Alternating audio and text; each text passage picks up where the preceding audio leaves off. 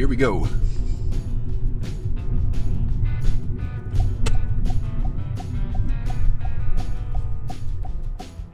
These are the results of dry steering. So when someone tells you it's bad for the power steering and the tyres, we can actually see what it does to the tyres here with the wear.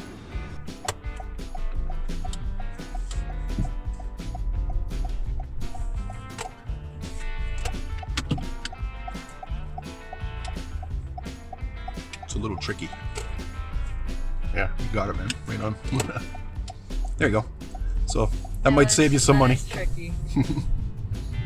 Might save you some money there in the future. Right turn at the lights here. We'll start heading back to your place.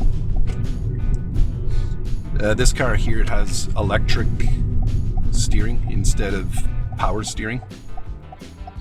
It's got no fluid. There's no power steering fluid.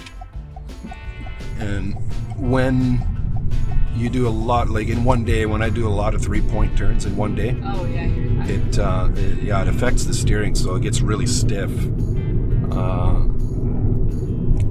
We'll go ahead and make a left lane change here. So I think it was last summer, I thought there was a big issue with the steering because I wasn't familiar with that before. It was like, it's really weird. All of a sudden it's really hard to steer it. Yeah. Thought, okay, so I brought it in and thought maybe it was low on power steering, so I bought some power steering fluid. Wasn't that? And at the Toyota place too, on the Kingsway. So I bought some and I went out. I told them what kind of vehicle it was and everything, and then sold it to me. Went out, lifted the hood, and I'm looking for the reservoir. There is none. What the heck? So I go back in and I asked him, can you show me where the reservoir is? I can't find it. I can't put this stuff in. And he goes, oh, wait a second. This is a 2020 Toyota Corolla. He goes, yeah, this is electric. It doesn't take any fluid.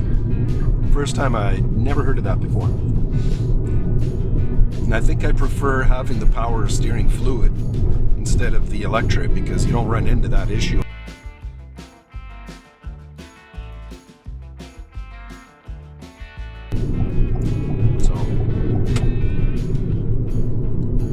I think probably the majority of cars now are going to be like this one. Yeah.